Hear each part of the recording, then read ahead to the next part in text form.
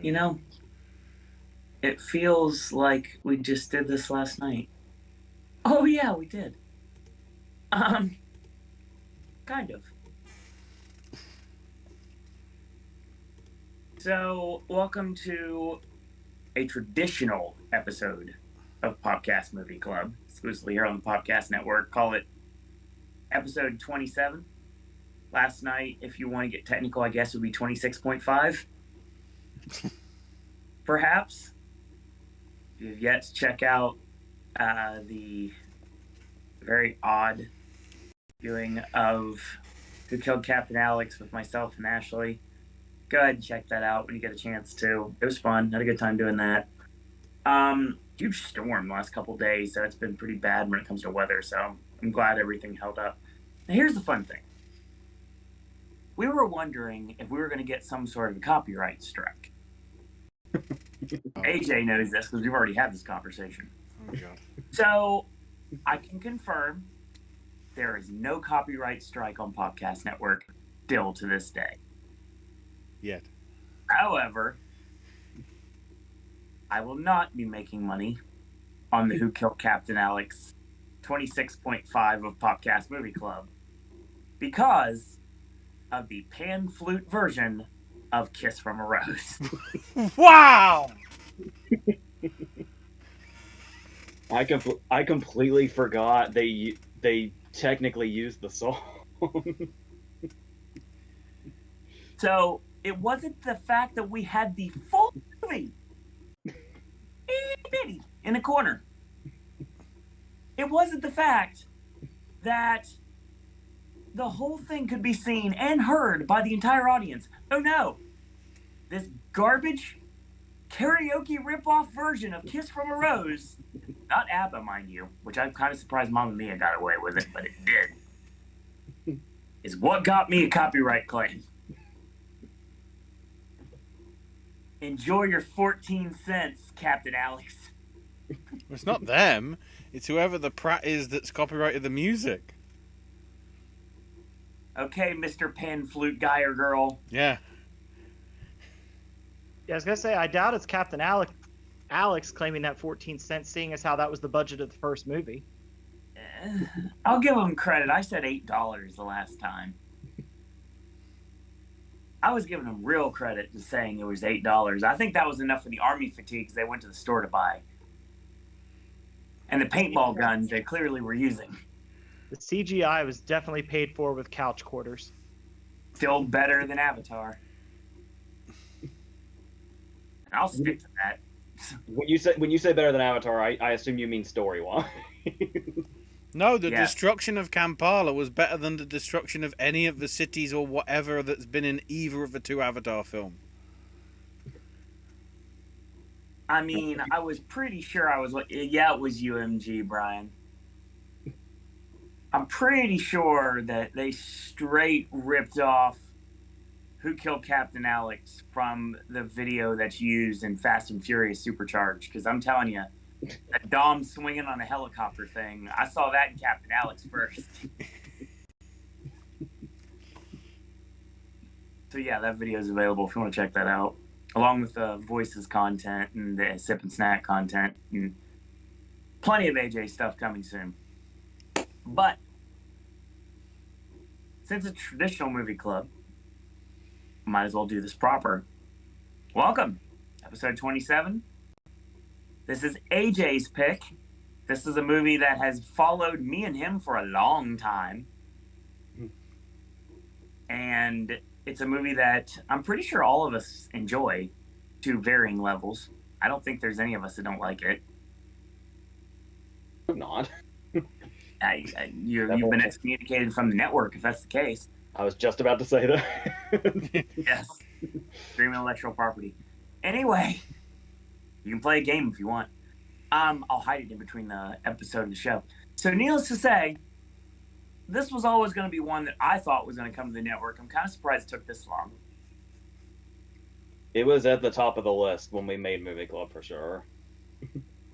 I've got a list now, like this long, of stuff that I'm continuously adding of movies we've never talked about on here and I have made references of on here, and all of us have made references of at one point or another, that still haven't seen the light of day, but don't worry. It's coming. It's coming soon. And if you didn't watch the show last night, before I introduce the rest of the panel, I do want to make mention that AJ, you won't have to worry. I even said it last night officially. There is a movie that I would love to bring to Movie Club just to drive you insane. However, everything in the world has been said about this movie. There's nothing else we could bring to the table, so there's no reason you ever have to worry about it ever being discussed on here, except for references here and there. That was my argument every time. Was everything's been said. However, once the new movie comes out, we'll definitely talk about it. New movie. Oh yeah. What happened? Bob Odenkirk happened. Oh. So, yeah. Joining us as always, we have a surprise because I was told, like, shoot, 45 minutes ago, he wasn't going to be here tonight. So he was going to actually not be able to make this show, but he's here anyway. So, welcome, Chris. I didn't know until 2.5 hours ago I was going to be doing this. I knew in less time. And that's why we watched this movie so many times when it came out on DVD. All of that was leading to this, so that you could go into this without any preparation whatsoever. You've been getting it for almost 20 years. It's not an incorrect statement. I think everybody in this panel has been following this movie for that long. And because I want to let the person go last, who is the one who brought this to our attention for Movie Club. Ashley. Yeah. It's the only reason it hounds me is because it's on TV every so many months. It's good enough. It's like, yeah, just stick it in the prime time slot, either on the movie channels or when it gets prestigious on the actual regular channels. Nice. Although it seems it's always this fussy thing with movies over here, like they switch not distributor but channel. So like I think like about Christmas time it was on BBC, so it would have been commercial free. Okay, the credits at the end might have been like 40 seconds rather than 4 minutes. And then it's like, oh, I don't mind seeing that again. And then it's like, oh, it's on a commercial station. Here's half an hour of ads just randomly spliced in. And, of course, last but certainly not least, the person that brought this to our attention, and the man who, unless something drastic happens, which that's not going to happen, who'll be once again running this channel in September and October for this year, yet again, that would be it. Yeah, as I said before, me and my brother did a top 15 all-time, like our all-time favorite movies video back in 2019. And I said if that video had been a top 25, this would have been on it. This is pretty much the first time I saw it at 13 when it came out in August 2004. It became one of my favorite movies. I have a question for my brother, which is, when we saw this in the theater the first time, it was a very interesting group. Do you remember who the group was when I saw this movie for the first time?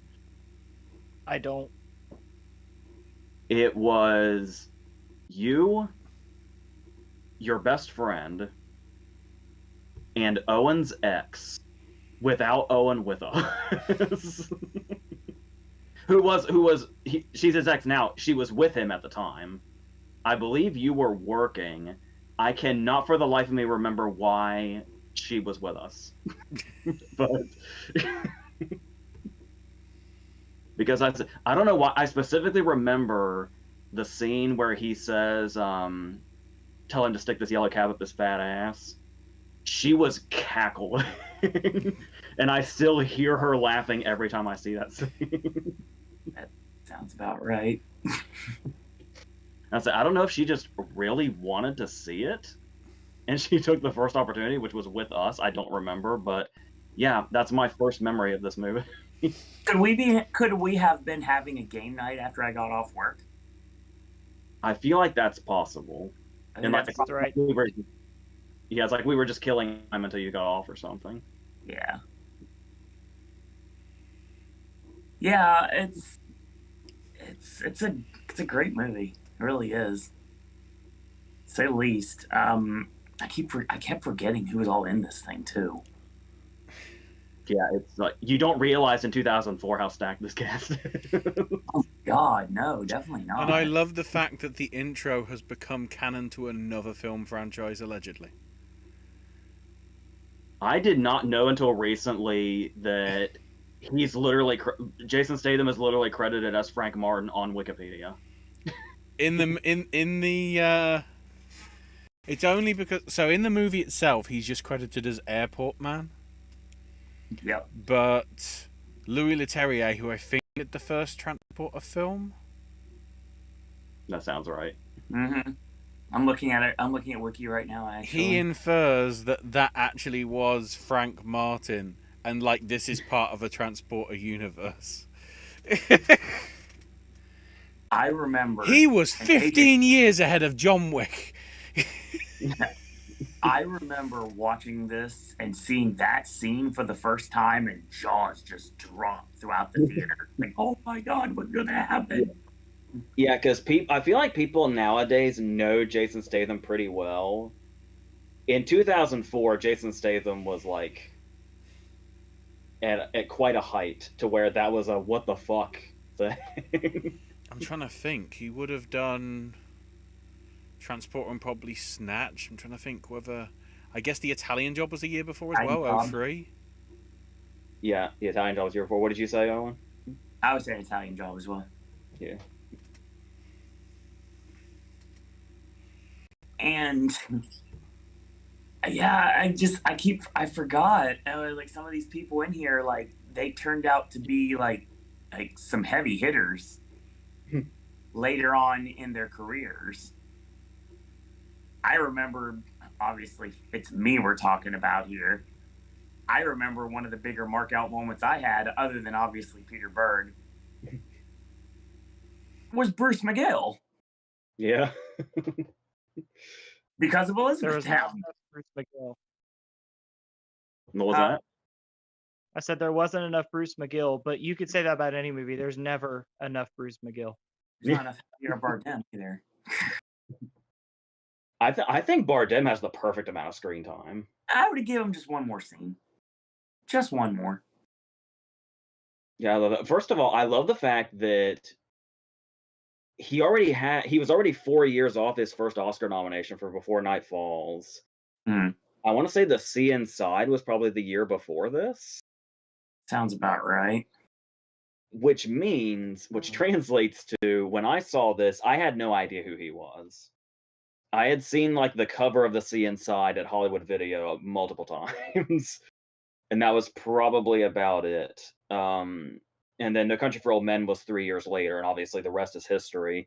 And I remember, because the thing about it is, I don't know if it's the really short hair or what, or maybe even the beard or what, but I didn't realize Felix was Javier Bardem until after Bardem was a huge deal. Despite how vivid the memory of this movie was in my head, because I saw this in the theater 4 times. Makes sense. But it was so, like, even when I learned that it was him, I went back in my head and I was like, I don't think it was. That doesn't make sense. I had to go back and watch the scene again to realize it was him, because even my memory wouldn't make the connection. Well, go ahead. Sorry, I didn't want to cut you off. I was just saying, now it's just so up. His facial structure is so recognizable. His voice is so recognizable. Of course it's him. See, that's the way I am with Ruffalo here. I forgot it was Ruffalo, and then he started talking, and I was like, yeah, that's definitely him. There's no way that's not him. His voice is unmistakable. Which is why when you said either just one more just then or one more thing, I was like, are you making allusions to Columbo Ruffalo? Yeah, because it felt so random. Because I hadn't seen. I think In the Cut had been out by this point. Like you can count on me. But like he'd broken out in the indie scene by this point. When this movie came out, I knew him from View from the Top and 13 Going on 30, which came out consecutively. So this felt way out of left field. Time. This movie did in general. Yeah. Overall, I mean, I love it. I love how you alluded to the Great White Hype connection to this cast too, which made me happy as well. Yeah, I didn't even think about that till you just said it, but that's true. This was way out of left field for Cruise. It was way out of left field for Fox at the time, and it was way out of left field for Ruffalo. Well, I mean, if you had saw, I mean, Frank T.J. Mackey wasn't far from this either. So, I mean, seeing Cruise act like that versus seeing Cruise act like Vincent's a completely. It's not the same plane, but you're getting there. Yeah, both of those took down like his good guy image. Yeah, completely. And although I'd love for there to be a movie club on Magnolia somewhere down the line, I think we've already talked about that enough in the verses that we've already done. So. Yeah, because I'm trying to figure out, because I just love every damn thing about this movie. I'm trying to figure out where to even start. Well, before you start, is it safe to say that this movie and Magnolia killed his good guy image and Tropic Thunder put it in the ground? God. Yeah, there was. Yeah, because it's all the gap of time in between those three movies is pretty close. There was 5 years between this and Magnolia, and then 4 years between this and Tropic Thunder. So it's almost like it was intentionally put together that way. Did he do anything drastic in 2012 or 2013? I don't think so. 2013 was Oblivion, where he met Joseph Kosinski, which is great. Classic game. Yes. Just never forget the movie trailers. That movie, thousands. I believe it's this month actually. That movie's 10 years old, and that trailer will never die. Yeah, I mean, 2013 was Oblivion. Jack Reacher was the year before that. You remember the basically like the last action hero movie that wasn't one. When I think of Tom Cruise and movie trailers, I think of that botched Mummy trailer, where it's just him screaming. People give that Mummy a lot of flack. I didn't mind it overall. I did really appreciate the YouTube video though that put that scream over the T-Rex in Jurassic Park. That was very enjoyable. Of course, AJ, you appreciate 2014 given the fact of what movie came out with Tom Cruise that year. Edge of Tomorrow. Yeah. And then he didn't do jack until Top Gun Maverick, according to those. Yeah, right. It's Live, Die, Repeat. Notable roles. It's Live, Die, Repeat. Everything is redacted. It constantly says in my notes, Live, Die, Repeat.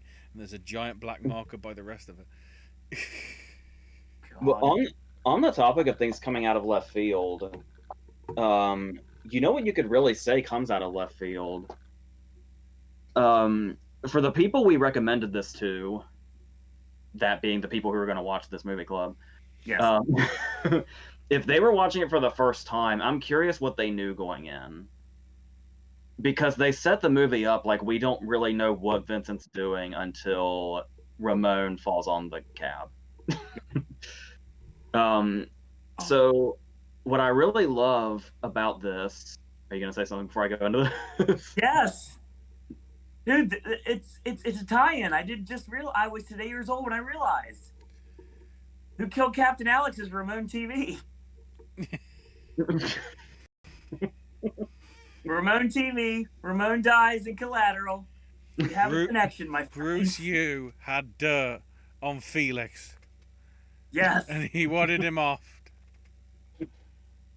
So I guess the question to who killed Captain Alex is Vincent. Yes. That makes perfect sense. God, I really hope that that's in the. Oh, that's going to be news to the other two. According to somewhere on Twitter, they're making an official Who Killed Captain Alex sequel. I hope they make an entire movie and they make an entire sequel and we still never find out who killed Captain Alex. I want this to be a whole franchise, actually. You're just gonna love that video from yesterday. I'm pretty sure you're going to, especially when Ashley disappears for a minute and does what he's got to do. I'm just standing there, just yelling at the screen. So that's always good. That's always fun. So the not thing I I want was to be a It's not old I man want it to be yells a at prequel to Who cloud. Killed It's Captain middle-aged Alex. man yells at commandos. I did it today at work, Ashley. 100% did it at work today. It was raining. There were loud people outside in their ponchos waiting to go out for a tour. I'm like, commandos! The movie's on. what were you saying about a prequel to Captain Alex? I want it to be a prequel to Captain Alex where we follow this totally, completely different character, setting up that that's who killed Captain Alex, and then at the end of the movie he dies, and we find out Captain Alex is still alive, and the whole movie's for him. He made the movie himself. It's Final Fantasy VII remake. Oh. And whenever somebody it is found out who killed Captain Alex, I want it to be like the reveal of Higher Power events where the person says it was me all along. Ah, son of a bitch. Dude, that video last night was fun. I enjoyed doing it. And anybody that checked it out, thank you. Thank you to the views that we got last night. That was a fun first time we've ever done something like this. So we've obviously talked about, Magnolia and Tropic Thunder, but this is Yes. the only action movie that Cruise has been the villain, right? That sounds logical. Yeah, because I wouldn't say Taps is an action movie, but the climax of Taps is pretty action heavy. Yeah. But I wouldn't think that would count. No, there's I not. think it has to be. Yeah, Cruz basically babyface pretty much the whole time, except for those movies that we just talked about. But I think the great thing about that is it doesn't just feel like Cruz went completely against that image. It was more like the fact that Cruz has that innate ability works for the character. Yeah. Because the thing I was going to bring up first was how the Jada Pinkett Smith introduction is a great scene. So I mean, like if you go into this movie blind, you don't really know what's happening, where it's going, and I love the fact that the scene where Jada's in the cab basically feels like a scene from Night on Earth, the Jim Jarmusch movie. You have like Hands of Time playing and all that, and it's just this really great scene, and I love the way like this could have been a really seemingly forced scene because they have to have a connection so that Max feels inclined to save her. Mm. But their chemistry's pretty off the charts. Yeah, for sure. This one scene, like the connection feels real in a really small amount of time. And what I love about this is that when you talk about this will be the first kind of thing we talk about how good Jamie Foxx is in this. Oh my god. Is you would think that when you just see this scene on paper, Max is being super charming in a Jamie Foxx kind of way, and that's what attracts her to him. Mm-hmm. But Max has this charm to him that it doesn't feel Jamie Foxx like at all. It just feels like he's just a guy that just happens to have this connection with this person, and it doesn't feel like overly stylized the way they connect to each other. You just kind of sense something organically happened just having a normal conversation, and then it was just there. See, Max also grows throughout the movie too, because you can tell that he's kind of a pushover at the beginning, but like the scene where he's basically playing Vincent, that's where he really breaks out. He's basically becoming what Vincent is to him. Yeah, we got to talk about that scene in depth also. And what you bring up about him getting growth throughout it and being a pushover at the start, you'll notice as almost seemingly unintentionally smooth as he was, he didn't even get her number. No. Like he was sitting there like, man, why didn't I do something? And it's her that comes back and gives him the number. So it wasn't even him taking the initiative. No, And so the way that grew, and the fact that the movie does end with him calling her, but in a totally different context, is kind of amazing. But yeah, I think I was gonna say something else, and then I had a big boy Caprice moment. But if anybody wants to pick that up, it's almost something else, but now it's gone. I mean, Fox got. It's weird as well because Fox got nominated for 2 different films that year. Yeah. Because Yeah. Ray was like 2 months. Ray came out like 2 months afterwards. But is it me, or have we got semi-category fraud there? saying semi-category fraud is being very generous. This is one of the worst cases of category fraud in the history of the Academy. Agreed When completely. If it's second to anything, category fraud, I think of Waltz and Django. When I think semi-category fraud, Okay. not fraud. yeah, that's a good example. Great Like example. I would put Fox's category fraud here at least on par with Ethan Hawke in Training Day. And both of those kind of feel like similar scenarios where it's like the only reason Fox and Hawke were in supporting for those movies is because the leads were Tom Cruise and Denzel. Yeah. Yeah. And when you say Tom Cruise and Denzel, people go, "Oh, so that's the lead then." Like it's the lead then. That's kind of the problem because, like, practically, 90% of the film revolves around him, I would say. Because you obviously get the bits where he's sort of being scrutinized by, like, the cops and everything and things like that. But it's predominantly his story. If I'm not mistaken, other than when the cops are trying to figure out what's going on, he's in every scene. Yeah, I think so. Because the only scenes you could say he's not in are the first 2 scenes with Vincent, which are like both are less than a minute long. It's him at the airport and then him scoping out the building. Because we haven't met him yet, so we would not have seen him yet. Yeah, because when we see him scoping out the building, that scene ends with him coming outside to Max. So it's really still a Max scene. Yeah, for sure. Now, before we go into anything in depth, and I see all the messages in chat, I want to get to those as well. But I do want to say that we're talking about original development for this movie and what could have been. And I'm sure AJ knows what I'm talking about. Yeah. I know, like, Russell Crowe and Sandler and stuff like that. I think Ben Stiller was thrown around.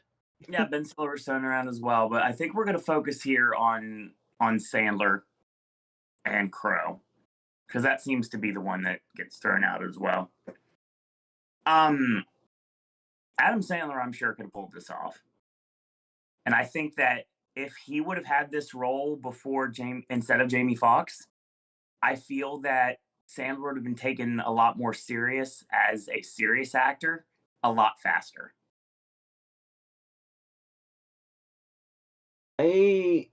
Obviously, after Uncut Gems, Sandler's like proven that I wouldn't underestimate him for anything. I don't either. But back in 2004. Yeah, because this would have been post Punch Drunk Love. Yep. Which makes what I'm about to say a little complicated. Because what I was gonna say was, and I don't think this isn't a dig at all at Sandler. Because like I said, Punch Drunk Love had already happened. Yeah. This is more of a praise to Jamie Foxx. Jamie Foxx in this reaches levels of nuance I don't know if I can see Sandler reaching as effectively. In I'm sure 2004. Sandler could do. Yeah, Sandler could have done nuance in this scenario, Mm-hmm. but like I said, Max feels like such a real person. Yeah. In just very, very small ways, in a way that I can't imagine somebody else doing as effectively. And coming Like this was the first time. Well, Ali had happened. Like Yeah. his other man movie before this. But this was when Fox really showed like because Fox is known for a big person, like his stand up. Yeah. When he ruined Doug Williams' career, stuff like that. Booty Call. I remember all the references to Booty Call when he won his Oscar. Yes. And I think Breaking All the Rules, the one he did with Peter McNichol, had come out by now too, like the year before. Yeah. And for him to reach this level, just like I said, I know Ollie had happened, but it still seems like it would have been out of nowhere to do a performance this good. I significantly prefer this performance to his performance in Ray. I feel like I don't remember Ray very well. I don't remember a lot of nuance in Ray. No, definitely not. This is yeah.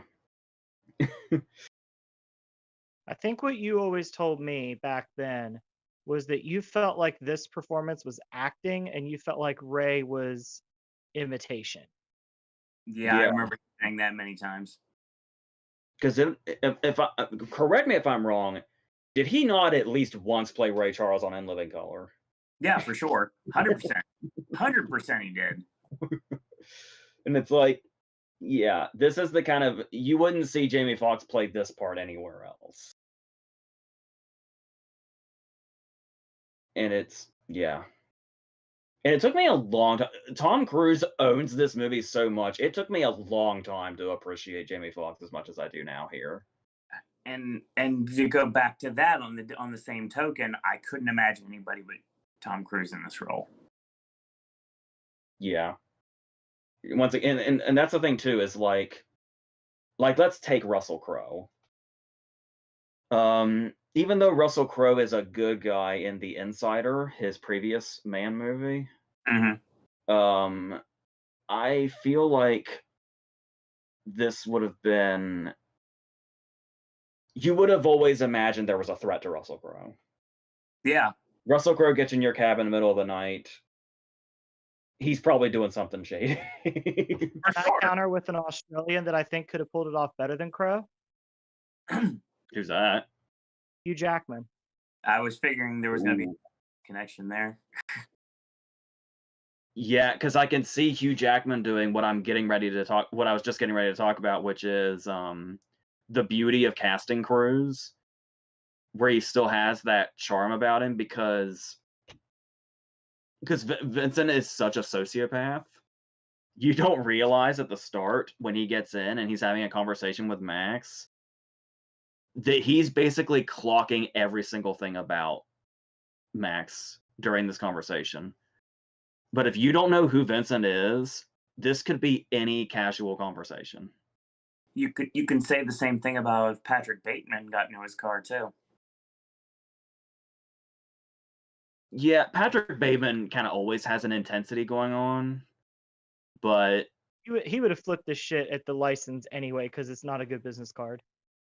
For the most part. It's like the scene when he's talking to his boss on the dispatch and he brings down the visor and he looks at the card when he's looking for a fake name. It's like I could just the way he looks at Max. It's like I could see Patrick Bateman being like, "That's a terrible business card." For sure. But yeah, the way it's like everything Max is just casually mentioning to him and casually not mentioning to him. He's making a mental list. He knows Max's entire life through this conversation. That sounds like small talk. Any sort of small talk you'd have with somebody with the charm of somebody like Tom Cruise. And he's just taking every single detail in, and he's either going to use it to his own benefit or against Max. He's actually Black Peter. Yeah. That Felix references. He's getting the list, checking it twice, see if you've been naughty or nice. Basically. Dear God. So, in essence, like, you don't look at Vincent as anything but just a businessman trying to get some errands done until things start happening. he has no connection to anything nefarious until we see the cave in of the roof of the cab. And even after that, I remember when the trailer for this movie came out, and the trailer always got a big laugh with this. I didn't kill him, the bullets on the fall killed him. He's still very that's not just him joking around. That's his like reasoning to stay focused, because he brings it up again in the cab where it's like, no, he fell. I just shot him, that's all. He literally fell. I mean, you see the body shaped hole in the glass. And I can't imagine somebody like Russell Crowe being able to have that conversation without it being suspicious. He comes off extremely suspicious, and yeah, it wouldn't work at all. Maybe now, because Russell Crowe kind of has such a mellow personality now, which is a little jarring when you know his past. Very true. But like, a few years after Gladiator Crowe, I think would be, I mean, yeah, A Beautiful Mind, he didn't play somebody intimidating, but I mean, when you put him in this setting, you're going to immediately know he's off in some way, I think. For sure. I still think if I needed an Aussie in that role, I'm calling Hugh Jackman.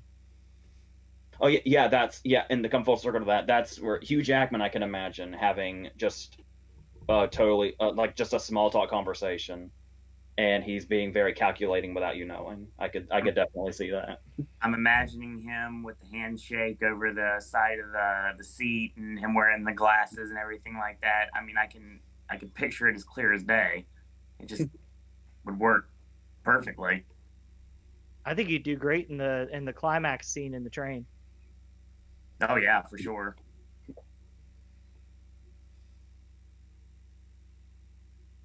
But yeah, it's interesting that we go to that route and everything like that, because we talk about how great Jamie Foxx is here, how great Tom Cruise is here, but then again, it's like we can talk all day about Jamie Foxx and Tom Cruise being great, and they have been consistently for years.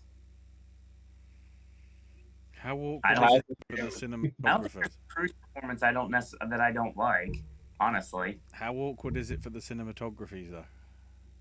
Yeah, that's another one too. The guy that left 3 weeks afterwards because basically he didn't agree with what Mann was doing and whatever. Still gets a co-credit and then gets a BAFTA for it.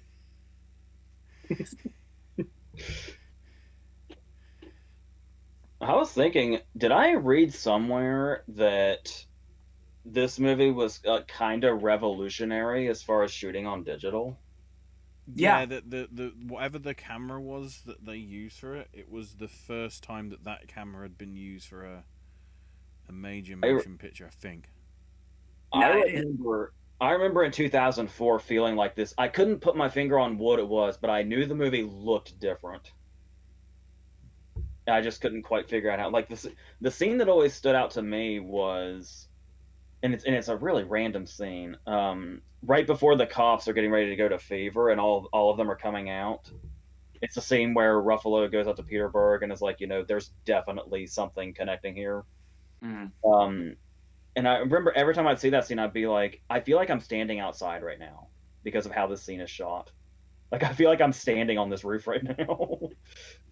And I could never really figure out what that was. And yeah, it was like a shift in the filming. To some extent, it's basically, to me, it looks like one of those high frame rate style bits. Yeah. Like because I watched the 24 and the 48 frame version of at least the first Hobbit film, which it was weird seeing it like in 48 frames. It didn't look right.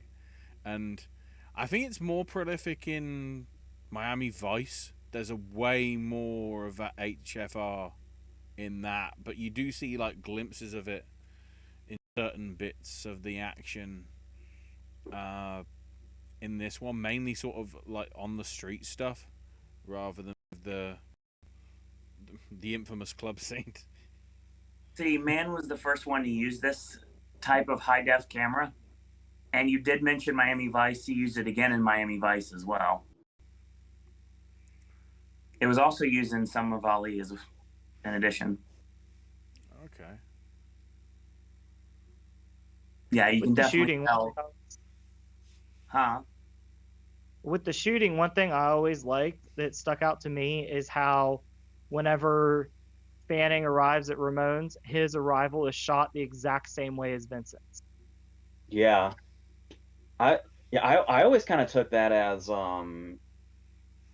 where it's kind of like the way, because Fanning is one of those detectives that's starting to get obsessed, and there's that thing where like you're so close to the case, but you may not know how close you are, and the fact that he spends the movie getting obsessed with this case with Vincent knocking these people off, but he was literally like, as soon as they left, he arrived. Like he's walking the exact same path as Vincent, like what, 5 minutes later, however long it took to clean up Ramon is, and it's Right. like how close he is there. And yeah, they use like, it feels like it's pretty much the exact same shots, right? Mm-hmm. Mm-hmm. Definitely.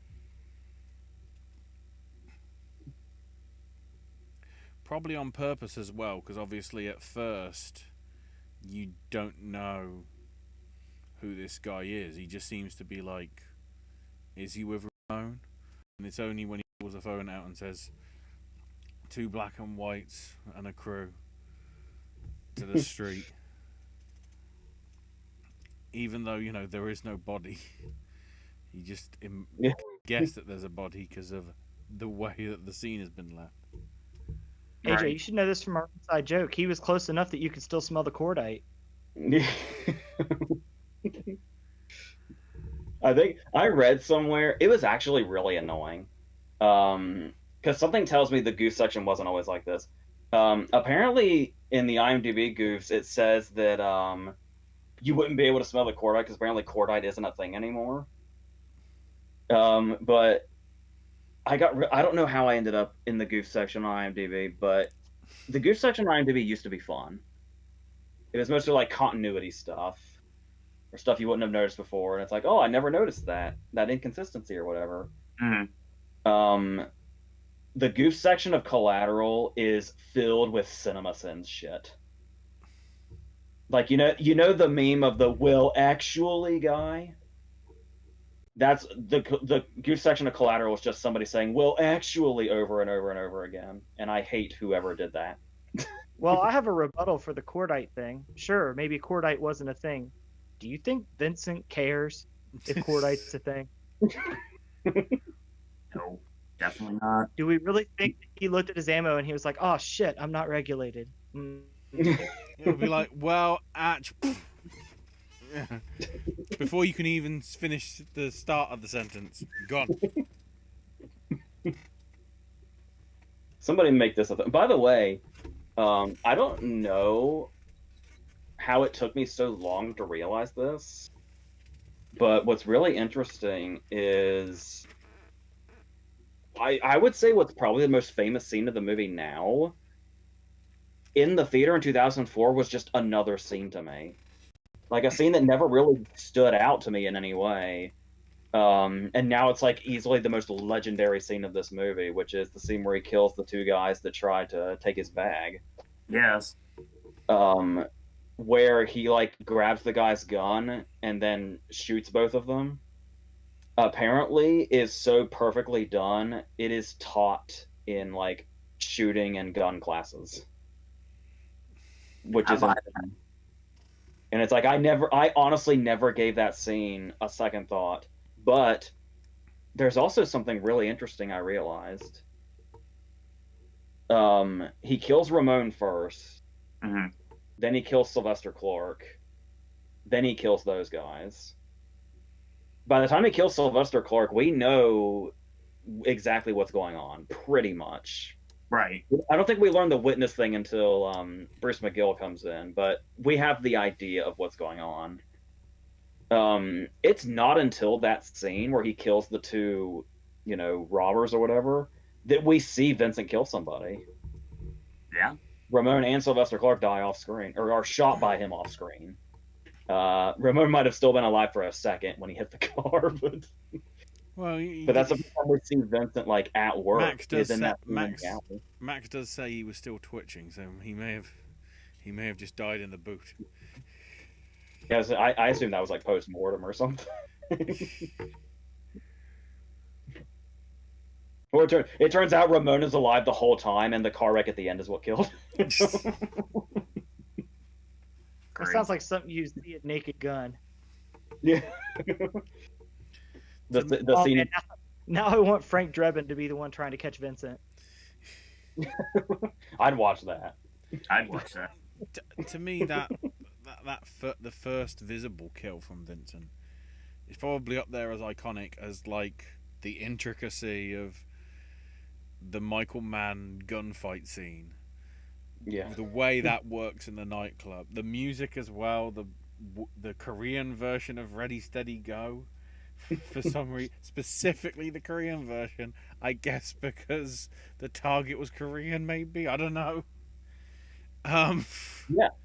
Yeah. So since that's the first time we see Vincent kill somebody, that's also the first time we hear a gun go off in the movie, isn't it? Yeah, because from Ramon, all we briefly see is sort of like a far shot as the thing lands on the cab. We never actually hear gunshots for that. We never hear what happens with number two. Yeah, it's only when he pops the two of the wannabe robbers. Yeah. So it kind of like it. Well, I guess you could say it snaps us into the reality of a situation where Ramon falls on the car, but I mean, like it really doesn't. Like this scene is such a turning point, killing those two guys in the alley. And now that we're going into this, the more and more I'm wondering how I never really gave this scene a second thought. All those times I saw it in 2004. But yeah, it feels like all the turning points are pretty much in this scene. It's also when we start building Max, because that's Max's kind of first step to sort of standing up for himself, is the scene where he forces him to cuss his boss out. But He then seems also- very comfortable as we get closer to the end of that conversation versus the beginning of it. Also, when he tries to stand up to the robbers, like, look, I'm innocent. I've got my hand stuck to the wheel. It's not like I can do anything. I don't know why I always love the phrasing of "there's a guy upstairs wreaking havoc and shit." Not wrong.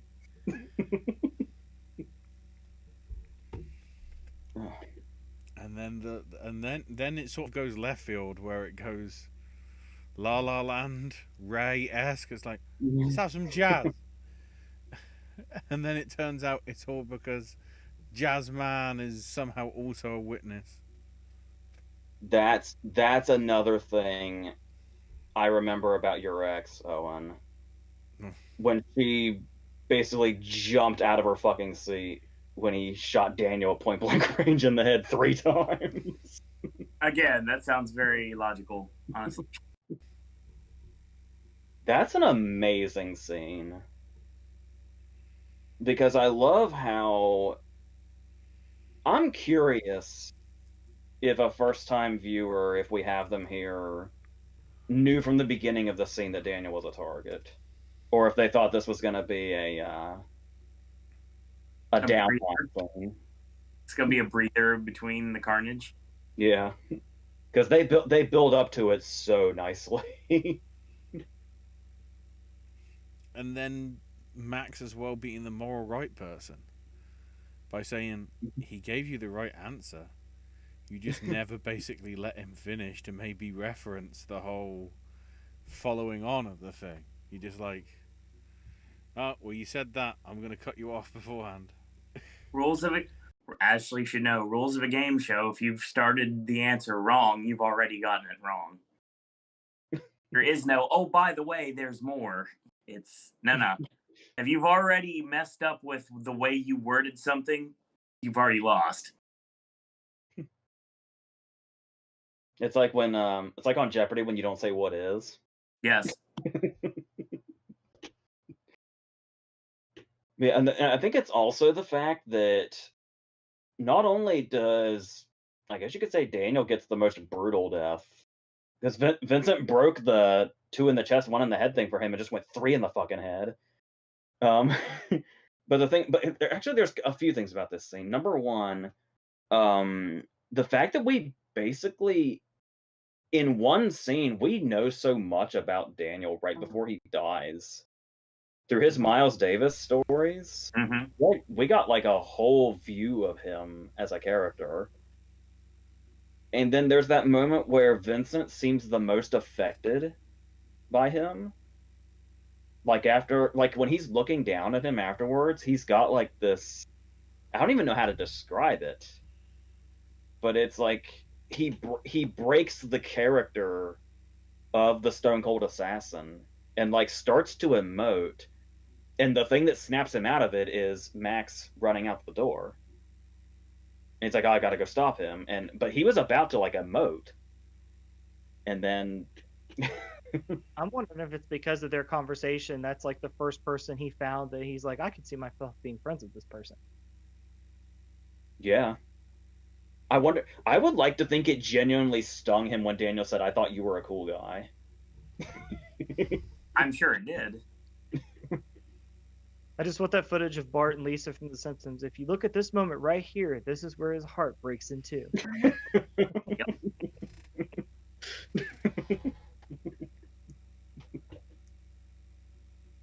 And then, of course, we have to go to the hospital, so we have that moment as well. There's actually one more thing I want to talk about in the jazz club that Cruz does that I love, and talking about the fact that Vincent's the Stone Cold Assassin. That when he's at work, he's at work. Mm-hmm. He's looking at Daniel, and he's scolding Max because Max brings up, like improvisation, and he says like and he cuts himself off and he says, "That's funny coming from you, Max." And a lesser actor would not have been able to resist turning to Max when he says, "That's funny coming from you." Vincent never breaks eye contact with Daniel while he's talking, while he's scolding Max. Nope. It's just like improv. That's funny coming from you. I guess there's something eerie about it. That he's that zoned in on Daniel that it's like he's talking to Max while Max might as well not even be there at the same time. He has to keep his eye on the target just in case. Yeah. In case he figures out that something's not on the up and up. He like doesn't. He even doesn't glance over him when he's like, "Yeah, where did Miles Davis learn music?" And Max is like, "He went to music school." Poor Max was trying so hard.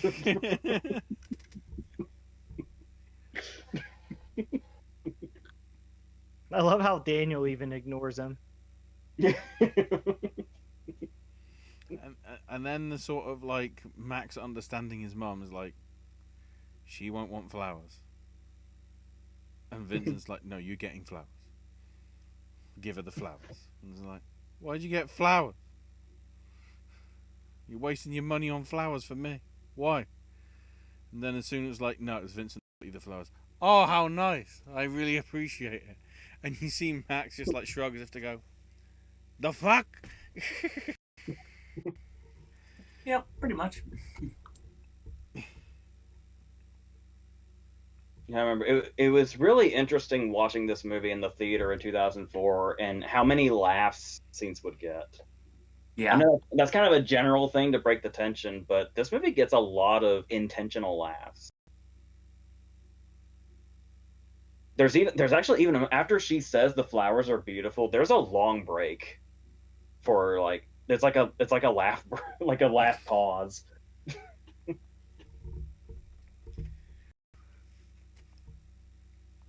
Another comedic line I love is that I remember getting a laugh was when they get pulled over and the cops are coming up and he says, don't make me have to do something you don't have the trunk space for it.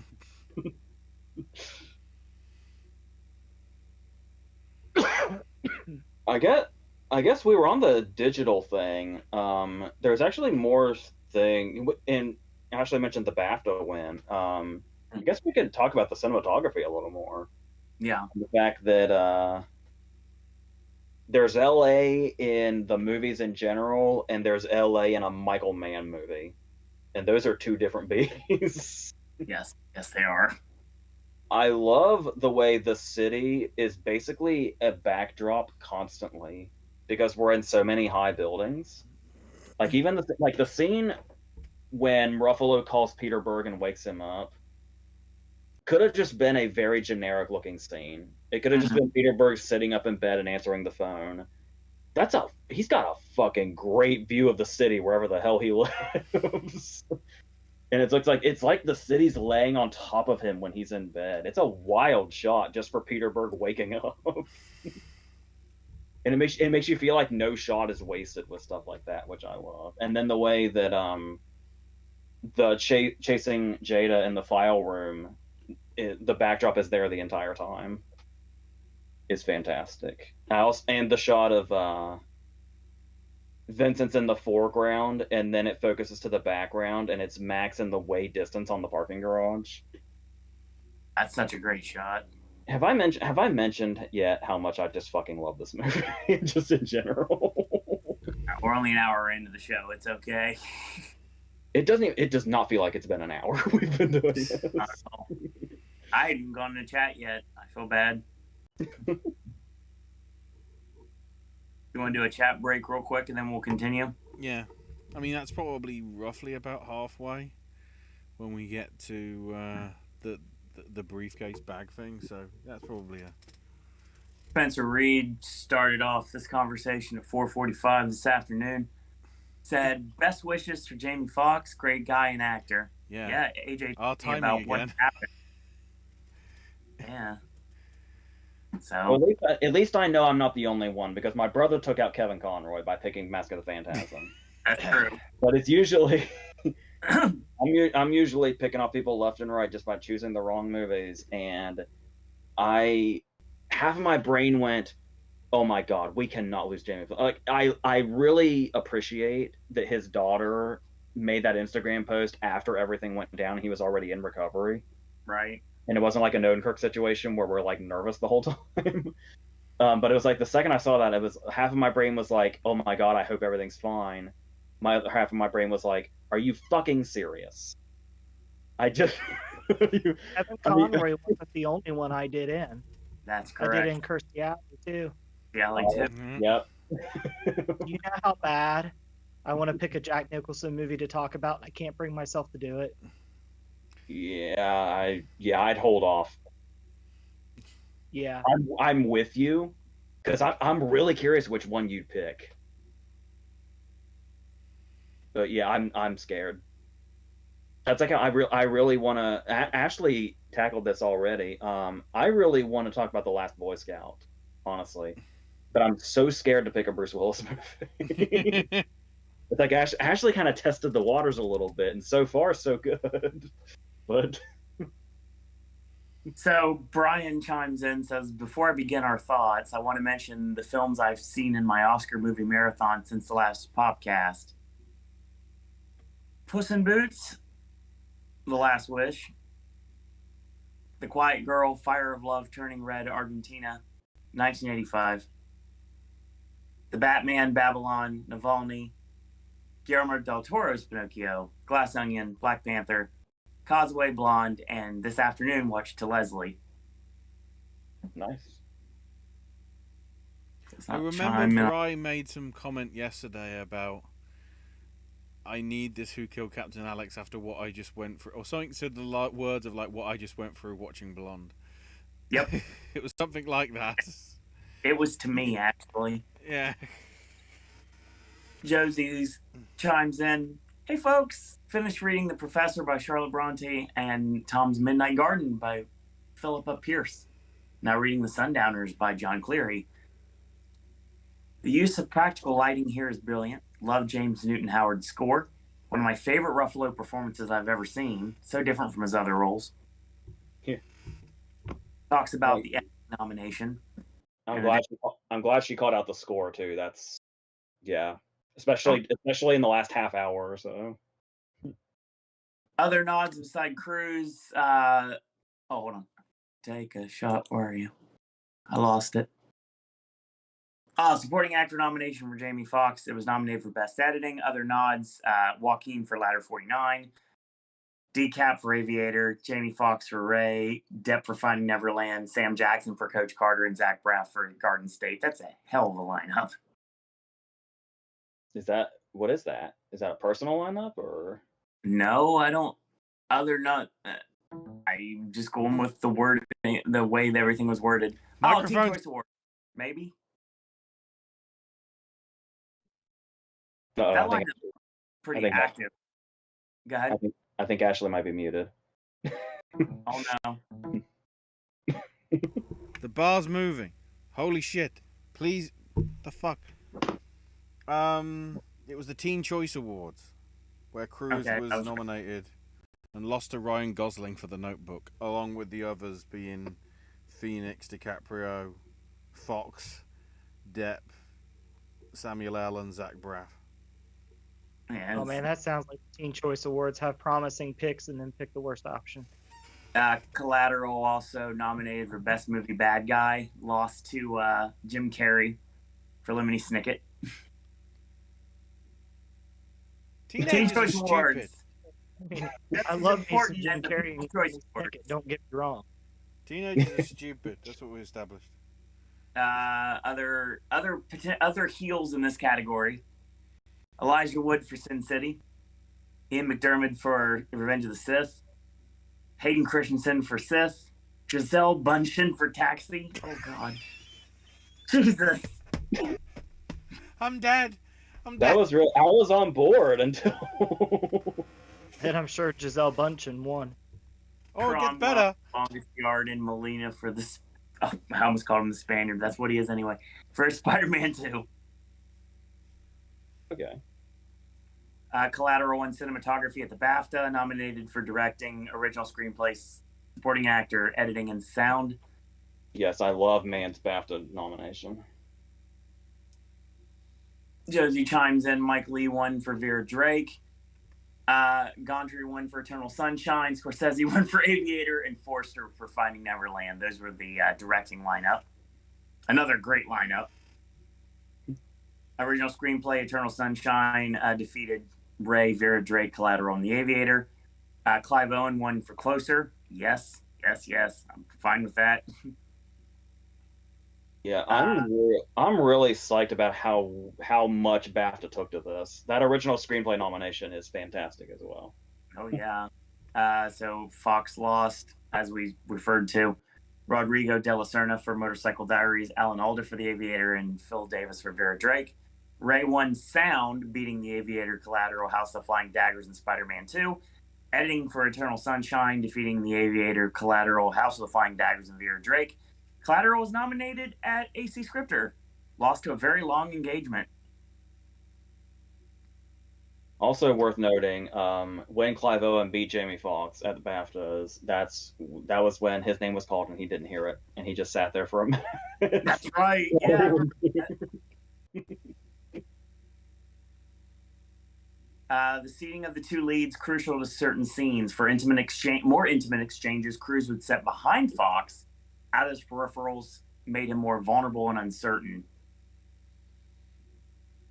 Apparently, during according to Wikipedia, the scene where the car crash happens, Fox is driving and Cruise is in the back seat. I think what that refers to is the scene right after Ruffalo is killed and they drive away from the club and he crashes into that other car.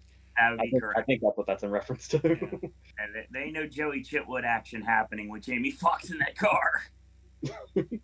God, I just dated myself. Anyway, Bardem spent 2 days filming, several months learning to speak English with a Mexican inflection for the role. Vincent is a man able to get in and out of anywhere without anyone recognizing him or remembering him. That's why nobody knows who killed Captain Alex. Here's the funny addendum to that. You know what Cruise did to prepare for this role? He was a FedEx delivery driver in LA. And he had to do it without being recognized.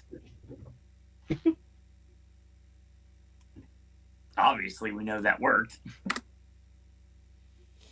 I don't know how much chat we have left, but there's something I really want to know opinions on. a few more things. Well, actually, not a few more things. I have about an hour's worth of chat information questions or comments. So am I just gonna? Might as Yeah, well. just pause. We'll pause for now, and we'll continue after. Well, I think. Actually, I don't know if I have a definitive stance on this. Where does everybody else stand on the Oakland thing that Ray's talking about? Where he talks about the other scenario where a cab driver drove around all night killing people, and one detective always thought there was somebody else with him.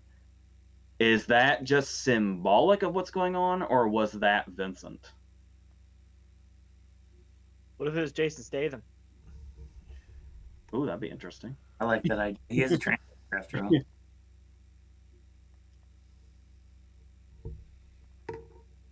I actually really like the idea of it being Statham, actually.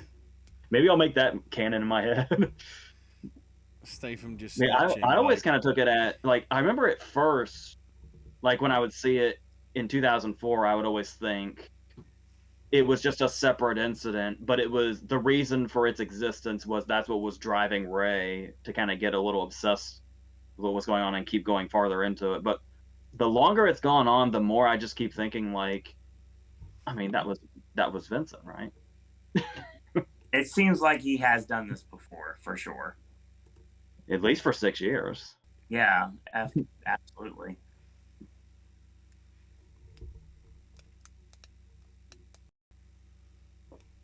But I mean, the way that's done, the whole scene at the club, where you don't know what's happening. You know, when he gets stuck at the door and like he's timid at first, but then sort of gradually, sort of over time, sort of realizes he needs to sort of man up, if you will, sort of thing, and you know, just when it looks like the point where it's like they're gonna kill him because Vincent didn't do his job properly, and it's not like, you know, I'm sorry, you know, I screwed up. It's I'm sorry. Could you tell the friend to put his fucking gun away? Yeah, sounds about right. One I of the big- swear the only reason he can sort of tell that Vincent must be off is just because Max goes, I'll give you a 20% discount because I fucked up. Because I guess Felix is just like, no hitman would ever do that. No. Not at all. No hitman is like, Yeah. yeah, this is the Black Friday sale, 30% off. I wonder if him saying, hell, make it 35 is the equivalent of Michael Fassbender putting 3 fingers up in Bastards. Yeah. I honestly never does- thought about it that way. Because he does say interesting and then just says some Mexican lines that I wasn't sure. Thanks, subtitles on Amazon. I It's wouldn't have noticed the interesting. what he said in Spanish was go to fever, if anything goes wrong, kill him. No, Yeah. like literally in the very last bit after interesting, he like says something, I guess, to himself in Spanish, Oh. which isn't translated. But he actually does say interesting, por favor. I only said por favor because that's the only thing I can think of at Spanish off the top of my head. By the way, It's something like is it that. is it a testament to how many times I've seen this that I knew the subtitles verbatim? Not at all.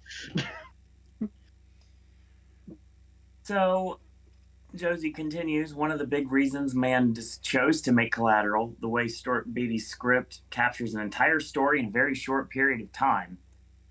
Whole movie is just like the third act of a traditional drama. It doesn't go backwards to offer more detail into these characters' lives with catching them. I just realized something. Hmm. We've been doing this channel for 10 years.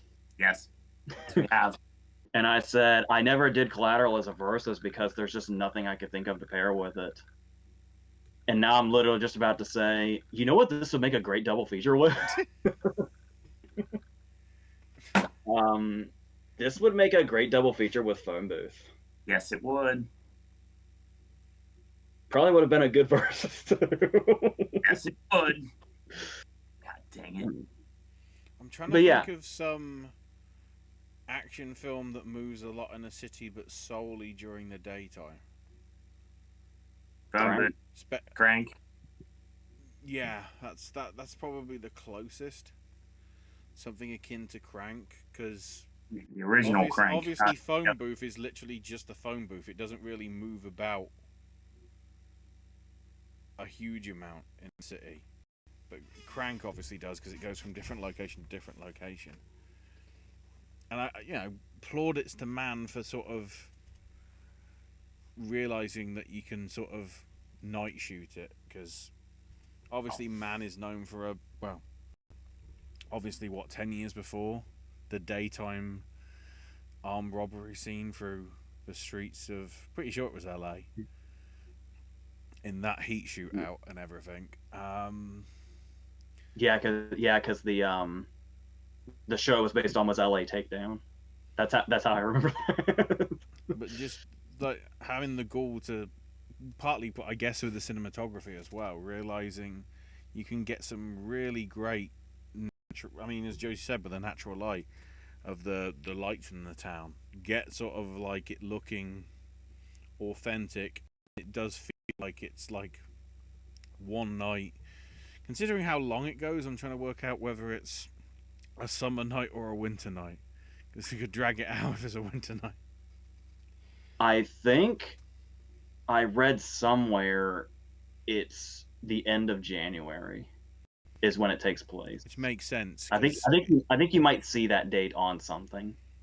I think when the phone dies, I think it says something like 5:40 in the morning, which rules out sort of summertime. Yeah. Sure, if I would have looked around, I would have been able to figure out if I knew what I was looking for. Before Man was hired, Spike Lee, Martin Scorsese, and Steven Spielberg all offered the chance to direct. Spielberg's the only one that didn't show any interest. I'd really be interested to see what the Spike Lee version would have looked like. Yeah, for sure.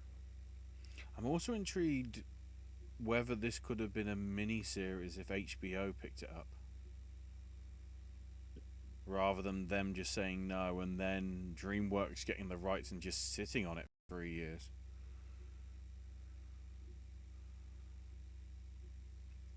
That's exactly what the next thing was listed at as well. Oh yeah. Crowe brought Michael Mann on board, but the delays pushed Russell Crowe off.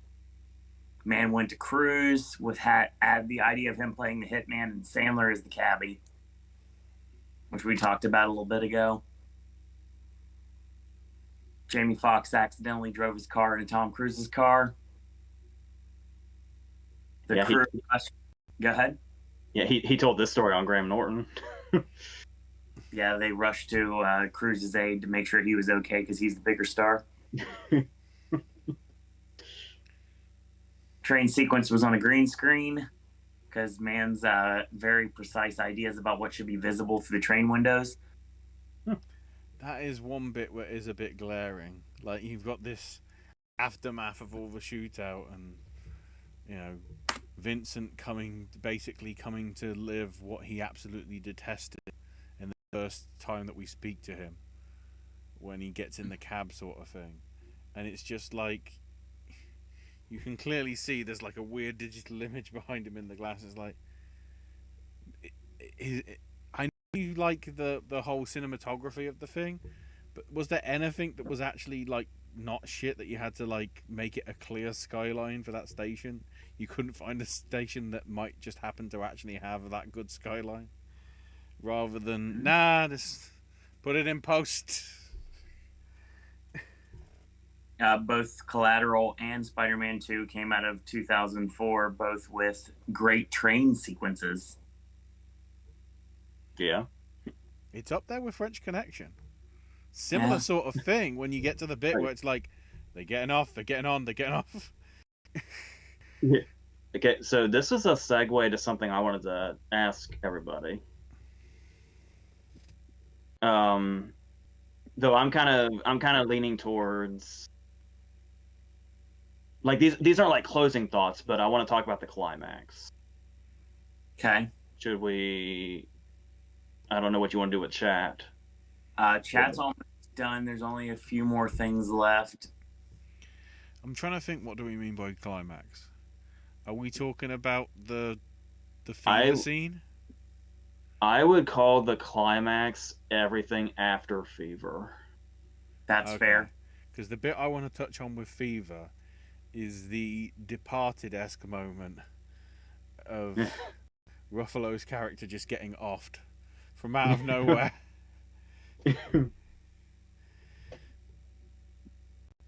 I always kind of think that's kind of a turn as well, because you think the movie's going to go one direction. You're like, oh, he figured it out.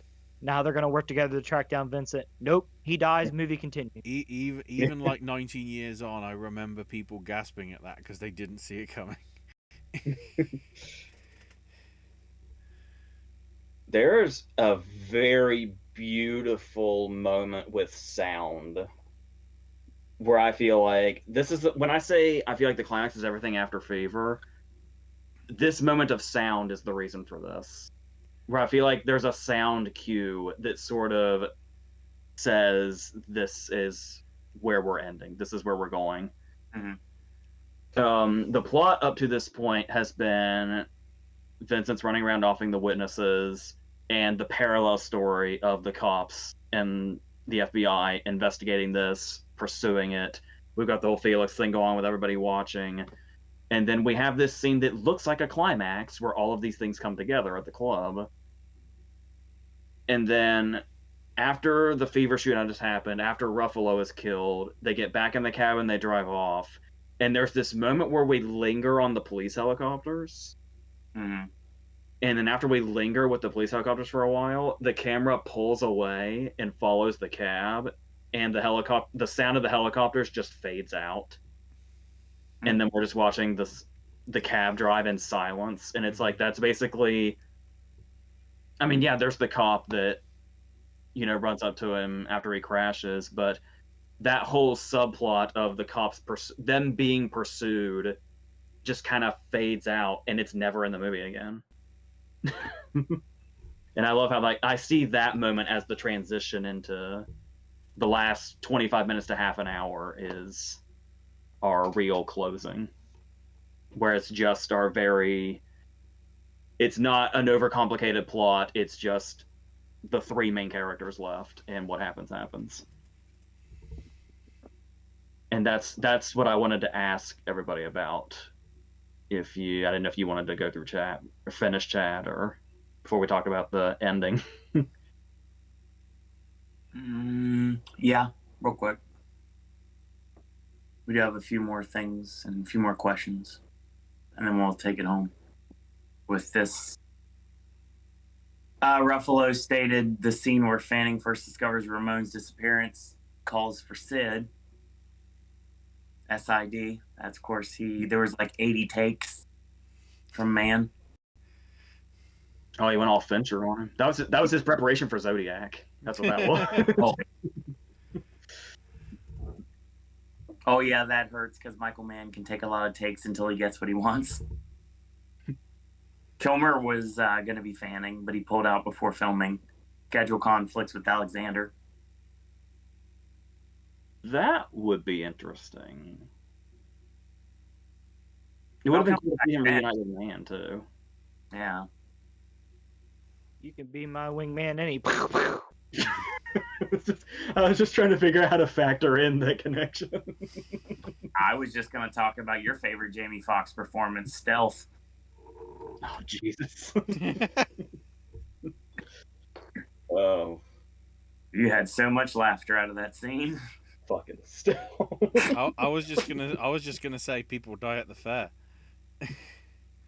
Yeah. People do die at the That fair, random correct. cameo. Jamie Foxx raced old cars at Willow Springs Raceway in the Mojave Desert as a preparation for the car chases.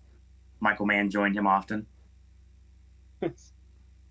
Cruise trained for 30 months on how to handle firearms under the supervision of LAPD. First time Cruise worked with live rounds. Probably not the last. Definitely not the last. No. Okay. Of the cinematography nominations for the 2004-2005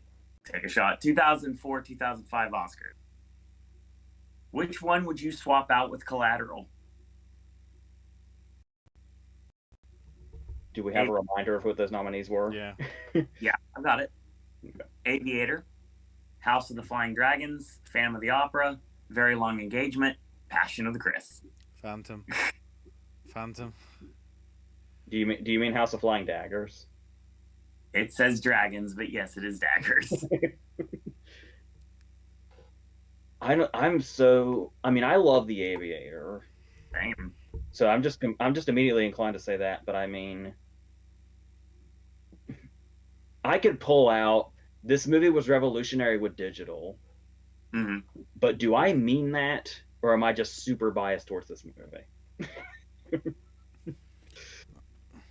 I just so you would you have swapped out anything with Collateral, or would you have just kept the lineup the way it was? It's a very good lineup. Yeah.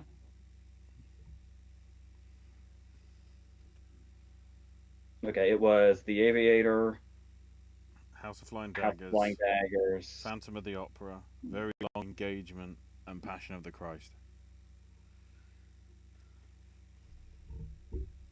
I don't mind its nomination, but I do want Collateral in here. Was the point I was making with the digital. Right. So I would probably take out Phantom of the Opera, even though I do think it still was worthy of getting nominated. But yes, I would do that. Yes.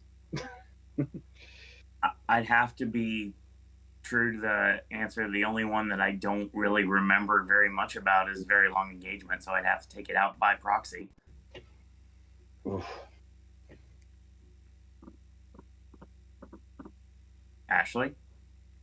I thought I said Phantom. Oh, you said Phantom. I didn't hear you. Get rid of Jared Butler, ruining that film.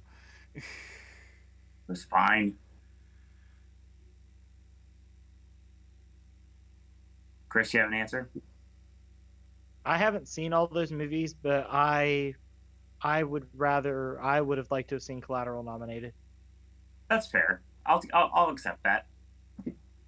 Score nominations: Finding Neverland, the third Harry Potter, The Village, Lemony Snicket, and Passion of the Christ. This is difficult because scores don't stick with me, so I can't really tell you what any of those scores sound like. Weirdly enough, I think in this lineup, I'd probably take out.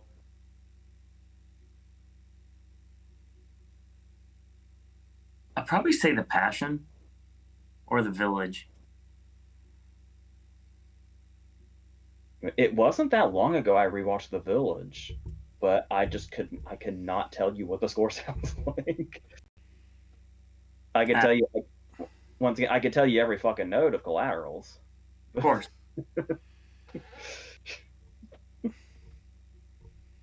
Ashley? To me, it's either the one I ditch is a toss-up either between Snicket or Potter, because I think Wow. there's more iconic songs from like the earlier Potter things that don't You're not carry wrong, over as but- much, I'd say, into Azkaban. Right. And then you had that awesome Jarvis Cocker track in, I think it was in Goblet of Fire, right? Or just random Jarvis Cocker from Pulp appearance. Yes. And then Wes Anderson just used him for Fantastic Mr. Fox. Double yes. Do you have an answer, Chris? I'd probably take out Lemony Snicket. Okay. Ash, is that your definitive answer? Yeah, one of the two. Okay. Sound mixing? Ray, which is what won. Aviator, Polar Express, Incredible, Spider-Man 2.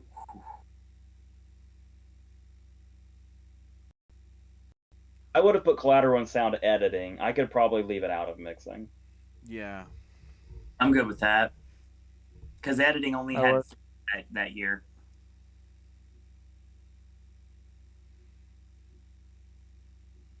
Which Josie believes if there were 5, Collateral should have been in that lineup. Probably would have been, to be fair. And original screenplay. Eternal Sunshine, which won. Aviator, Vera Drake, Hotel Rwanda, and The Incredibles.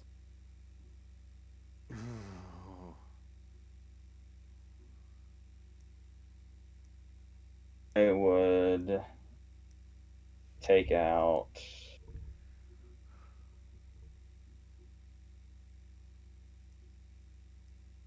I really, really love the movie, but I kind of want to say The Aviator with those.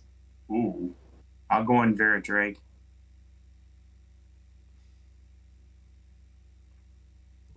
I'll go with Vera Drake because I haven't seen it. Aviator does sort of feel a bit too sort of Ray-esque stereotypical. Whereas Vera Drake and Miranda and Eternal Sunshine are reference you can get, and Incredibles is doing a good enough twist. So yeah, I probably would like. Aviator is the most sort of like what script that I would least like to own out of them if Collateral was available. So I think. Brian asks when AJ is going to watch my reaction.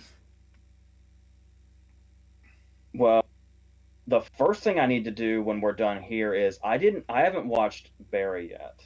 Yep. Uh-oh. So I need to do that before I do literally anything. It's fair. And then that'll probably be next in line. Right. Swap one of the directing nods with Michael Mann. So those were, let me see if I can tell you. Go ahead. Eastwood won. Yep. Scorsese, Alexander Payne. Yep. Mike Lee, and Taylor Hackford. Yes. Bye, Taylor Hackford.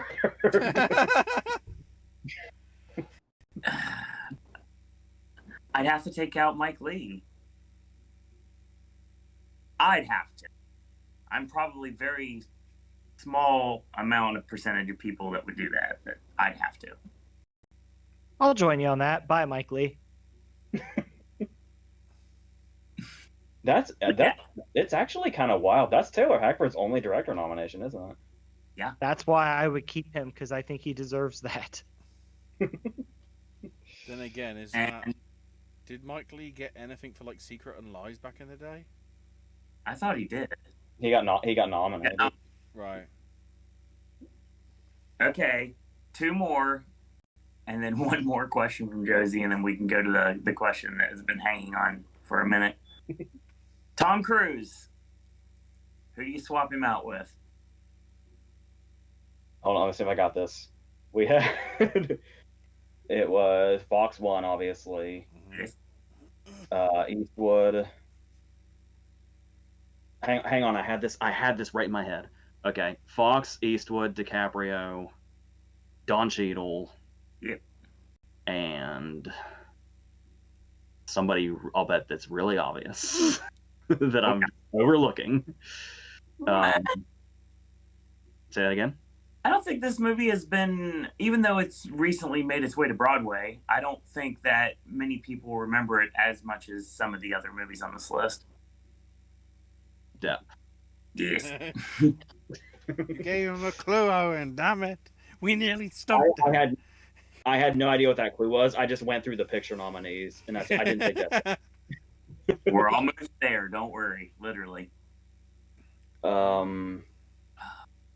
I would take out, because Cruise is definitely fucking going in. So yeah. I would have to take. Oh yeah, I'm taking out Fox. No, I would put Fox in, but for Collateral. Actually, you know what? Maybe I'll axe Eastwood. Yeah. Because $1 Million Baby is great, but his performance isn't like the first thing I think of. What was the support? He's very good. He's very good in it. What was the I wouldn't- supporting list for that year? I know Freeman won. Supporting, Freeman won. It was Fox for Collateral, Thomas Hayden Church for Sideways, Clive Owen for Closer, and Alan Alda for The Aviator. I'm fucking good, guys. I'm really good at this. I don't think You just Cruise literally would- had a I don't think you literally had a Philip Seymour Hoffman moment right in front of our eyes. I don't think Cruise would have won that, but I'd have switched. It's weird. Fox is nominated for the wrong film in lead, but Collateral needs to be in supporting, just with a different actor, and then we're all right. Yeah, the correct answer is Eastwood. I agree with that. I like the Ray Charles performance too much. Yeah, I'd be genuinely fine. I'd be genuinely fine if Fox was just nominated for Collateral instead of Ray in leading and DiCaprio won. That would have been fine with me. Though we still don't have, we're still snubbing Giamatti is the problem. That's the big problem. Yeah, and finally, Best Picture. What do you take out? Duh. Ray.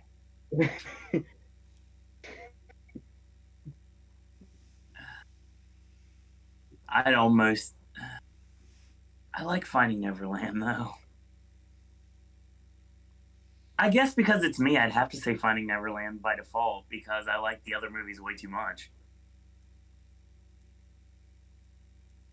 Because don't forget how big of a supporter of Sideways I am.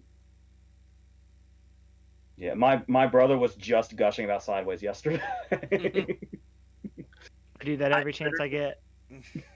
Oh, I literally sat on the floor in between the theater seats and watched Sideways with McDonald's at my lap as a preview and got paid for it. That's probably one of my favorite stories I can give you.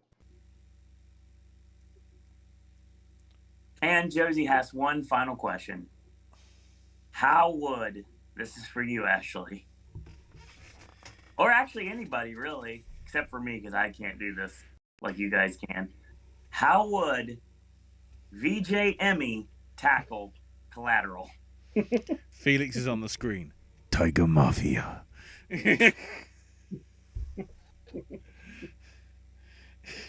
then as soon as Vincent gets the two things, combat.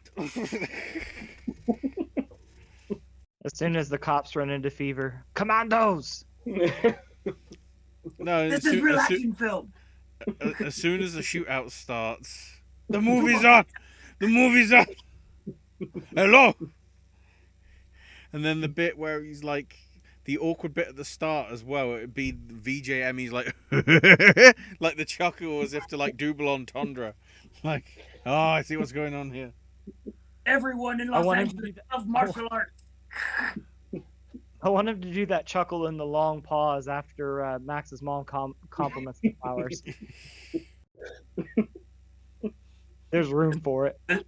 The scene where we run into him and Fanning in the elevator. Awkward silence. You are still watching Collateral. Yeah, I forgot. Movie film. For 10 minutes.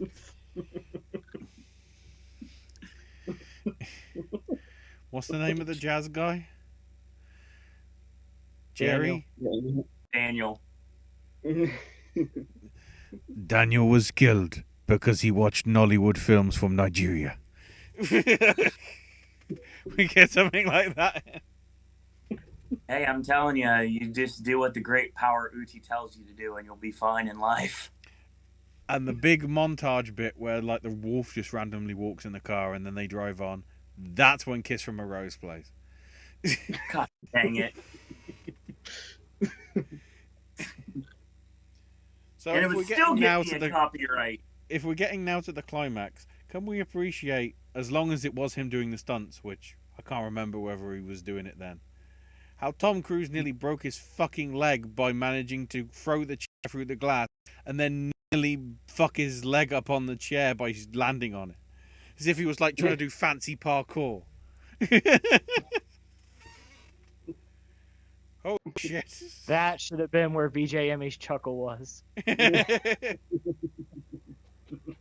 Super kicker. That's not a super kick, sir. That's a roundhouse. There was no one in a red shirt that was killed during this movie. Anyway. So, if we're ready to if we're ready to discuss the climax, a lot of people really like this movie.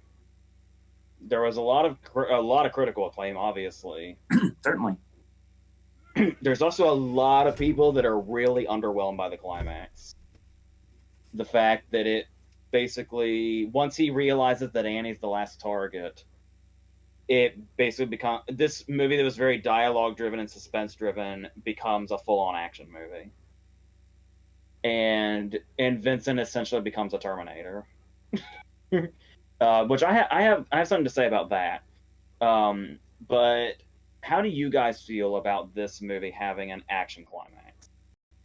Obviously, we know I think this movie's perfect, so that's why I'm throwing the question out. Well, actually, so he's got his invisibility cloak on right now, so we don't know where he is. So it took me like half an hour to get to this question, and he's gone. Chris, go ahead. I don't think it would fit. Yeah, because like I said, I wanted like Ashley's throwing me off. I wanted to make sure everybody got everything out, and then I would kind of say what I had to say. I'll make the argument too, where they talk about how it just becomes like Vincent becomes a Terminator and all that. I think it's because the whole night, where he's a sociopath, Vincent is kind of wearing a mask of tolerance and patience and niceness, and I think all that's just gone at this point. I kind of equate this, and it's kind of a funny movie to use, but I kind of equate it to the same level as when Ratigan rips his clothes off in The Great Mouse Detective, and he just becomes the purest primal monster. Yeah, where it's like, where there's like normal conversation Vincent, which is obviously a mask. You take that mask off and it's a sociopath. But this sociopath is also wearing a mask, and when you take the mask off the sociopath, it's a psychopath.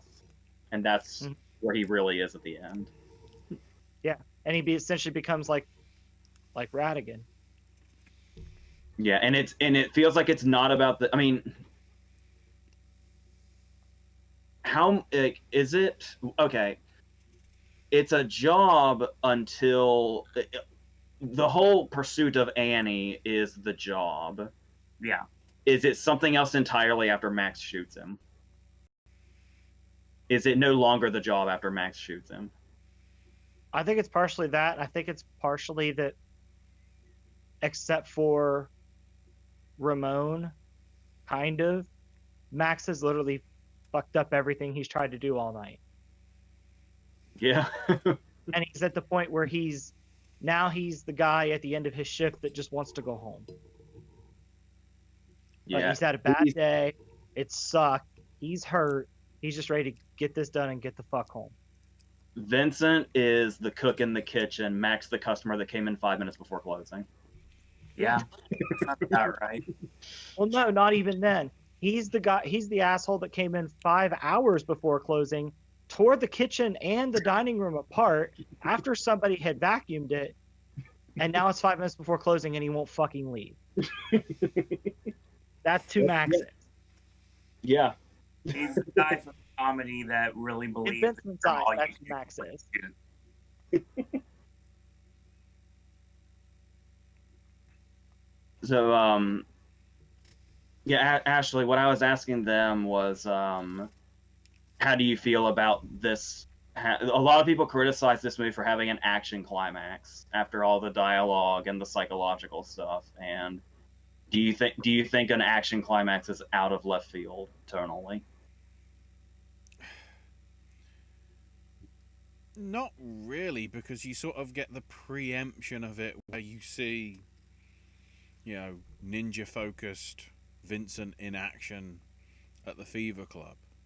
And at the same time, you basically see Vincent snap for sort of semi falling down style. And it's like, I'm crashing this car.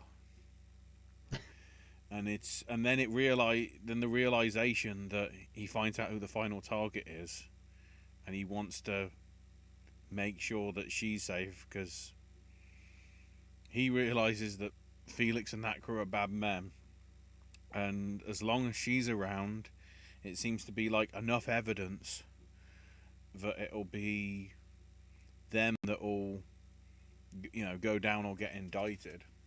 So it's where he sort of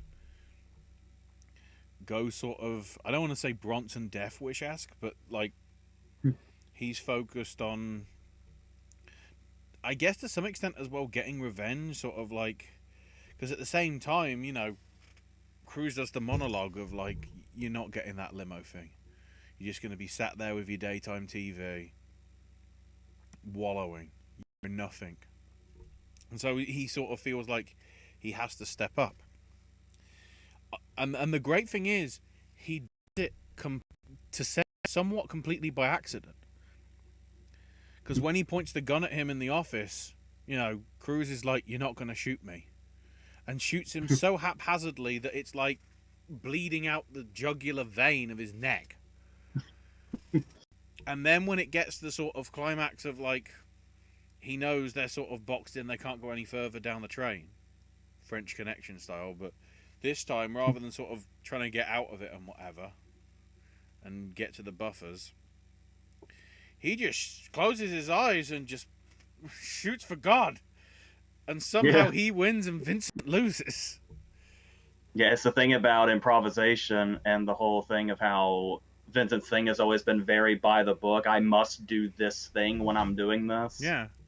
You can see the bullet holes in the door where he put 2 here and there's 1 up here, and Max's are all over the place.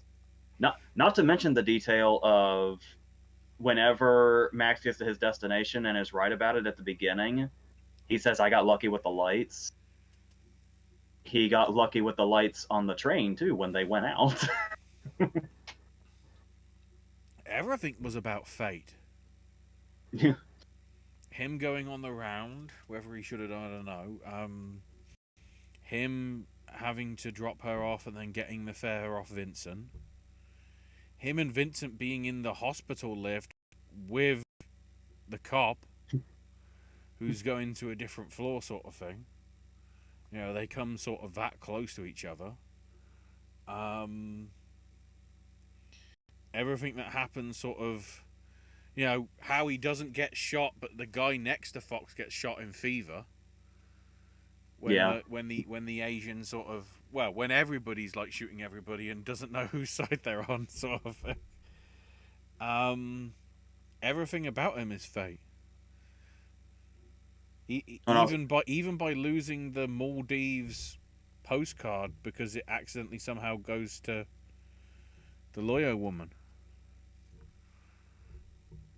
Also, now that you brought it up, I just do also want to point out that when you're somebody that has a dream that you feel like you have to do with your life, and it's just not coming to fruition, that monologue Vincent gives about suddenly you're old is the scariest thing that Vincent says in the movie.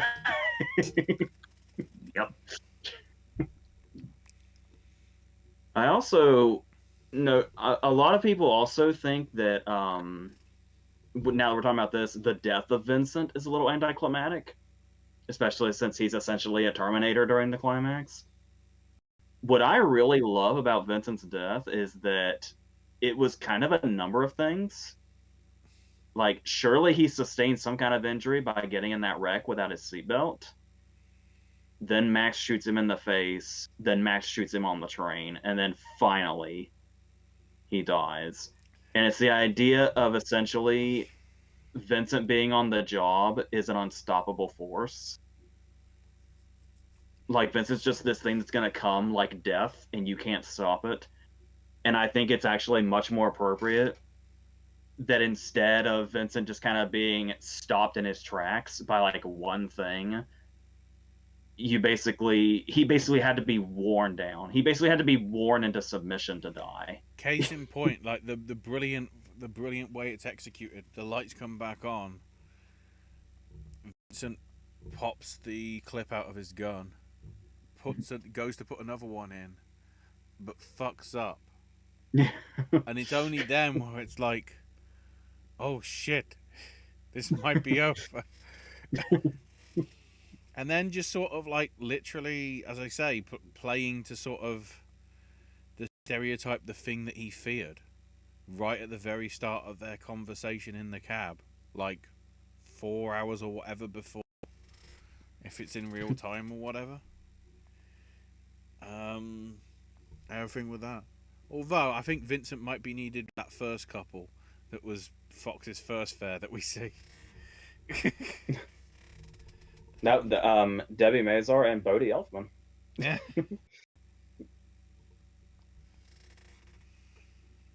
Well, I think that's all the notes I had written down. If anybody has anything else they want to say.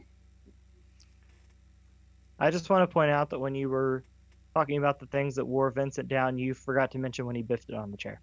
There's definitely some internal bleeding from that fall. I'd also like to know, how long was he on the train before they found him as a corpse with Vincent? Like, was it like his story and it was going to be like 6 hours? I was gonna say, I hope just for the symmetry, I hope it's 6 hours. I want there to be somebody that gets on the train, notices Vincent, doesn't say anything, and just Weekend at Bernie's him for a little bit on the train. Well, yeah, that's the thing too, though, is like the whole thing about Vincent is that even when he's alive, nobody sees him. So there's definitely something profound there. I can't quite put into words, but I can see it. It's there. Do you think Peter Berg ever found out what happened? I am curious what happened after we cut to black. Because obviously, with Annie still being alive, all the pieces are going to be put together, I would think. Especially with all the other people that were going to be part of the thing mysteriously being killed, clearly in a linked way, because they all got 2 in the chest, 1 in the head. Well, apart from Miles Davis connoisseur. But there's enough of a sort of skilled nature of the way that the hits were done that obviously it links to him. My question is, do they find Vince's body, or does Frank show up, get rid of the body because he's the transporter? Oh my god. Full circle. He's cleaning up the mess.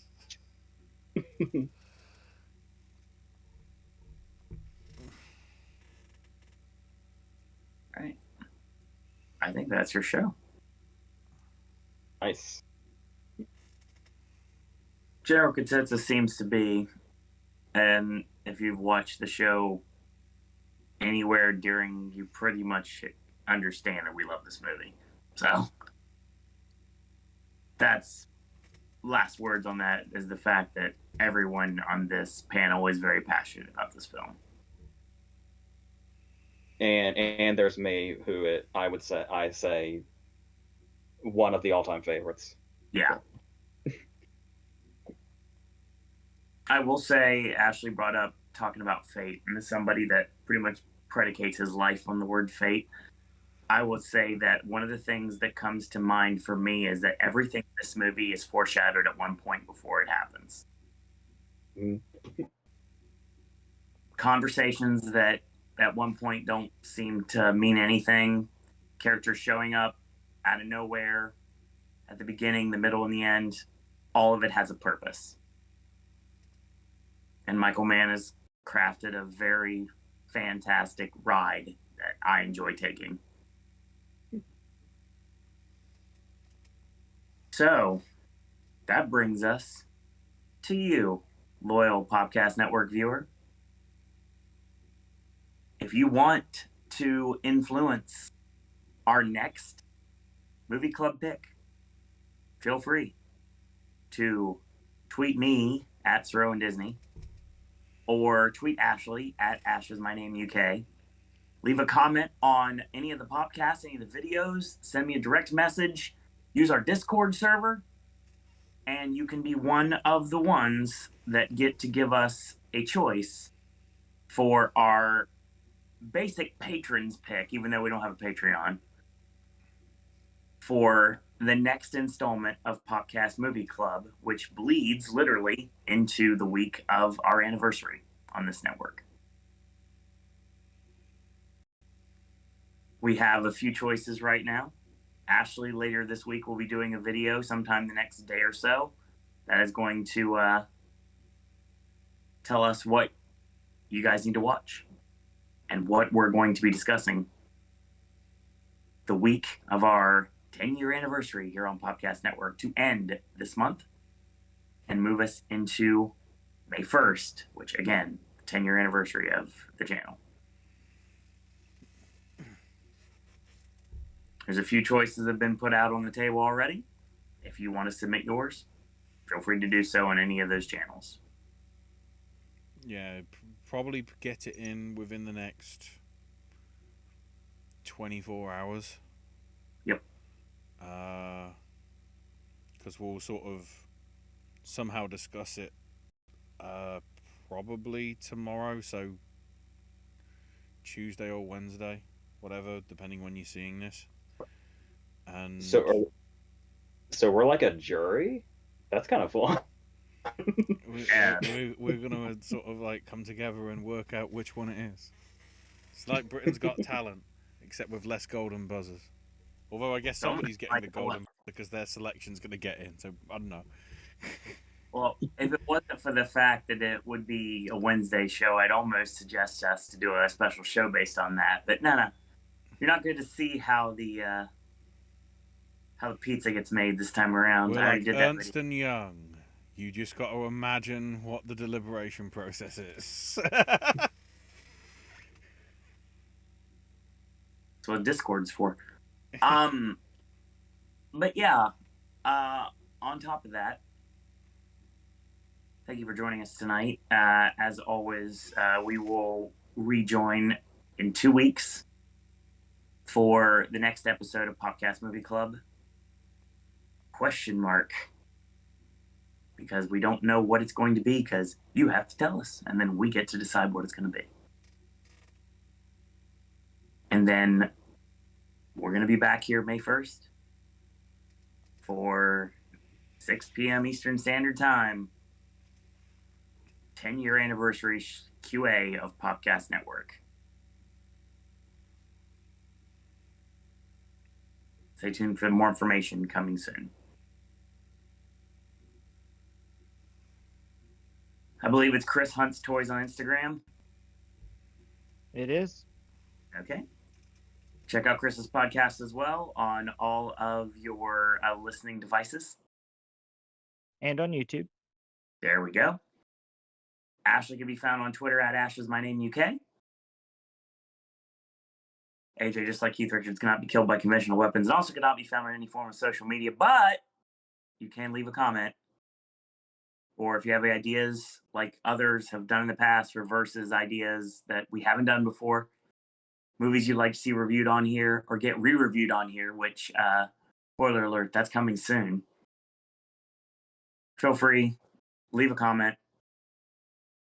And also, I edit my brother's YouTube podcast videos, so Yeah. I do have that going for me. An editor apparently as well. I have just one more credit now. Of course.